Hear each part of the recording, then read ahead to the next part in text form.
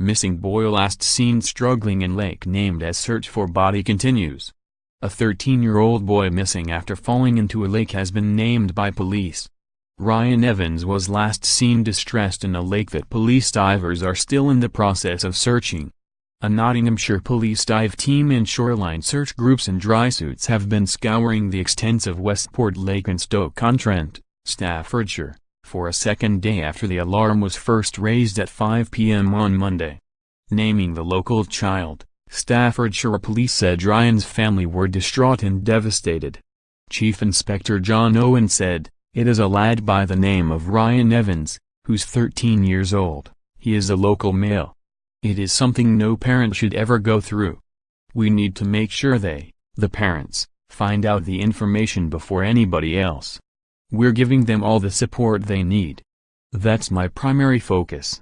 Staffordshire Police said the underwater search was taking place in extremely difficult conditions at one end of the lake, where a witness last spotted the boy.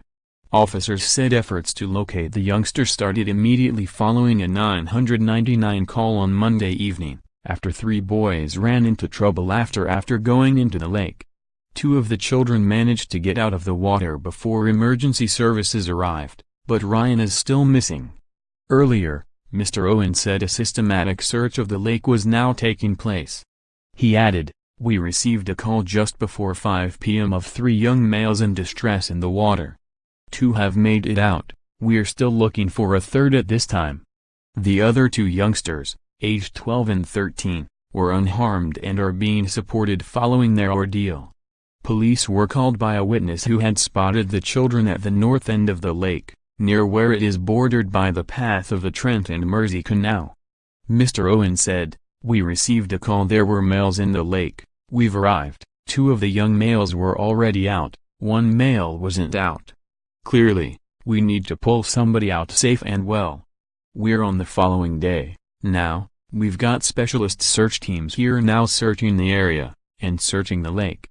The lake's size and underwater conditions have presented problems in which to carry out the operation," the officer said. "The divers are going to be working in murky conditions. Speaking to local fishermen here, it's extremely reedy and weedy at the bottom. They're working in extremely difficult conditions. It is an extremely large lake and I can't give timescales at all." The officer said it was impossible to comprehend what the missing boy's family were going through, and they were being supported. Emergency services have assembled an extensive team, including the specialist West Midlands Ambulance Service team and a Staffordshire Fire Brigade team, equipped with boats and waders. A volunteer group, Staffordshire Search and Rescue Team, is also assisting what Mr. Moss called a methodical search. He said, "It's an extremely difficult task because of the clarity of the water. Some places we've got shallow, clear water, but other areas we've got reed beds and the depth of the water increases, so the visibility diminishes.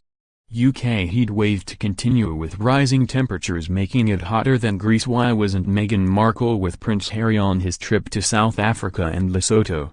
Couple made their 11-year-old have sex with them to stop him being gay, so that becomes a bit more difficult for searching. Depending on location, the search pattern is becoming broader and more difficult. The lake is a history of coal mining associated with the area's historic potteries and industrial trade, though the fire brigade said it was the clarity and size of the lake that's proving the difficulty. The body of water sits above the old Brown Hills Colliery and was formed in 1884, when the workings hit the water table, flooding the tunnels and ground above. Mr. Moss warned people not to give in to the temptation to go into rivers and open water during hot days. If you have a story for our news team, email us at webnews@metro.co.uk. You can also follow us on Facebook and Twitter.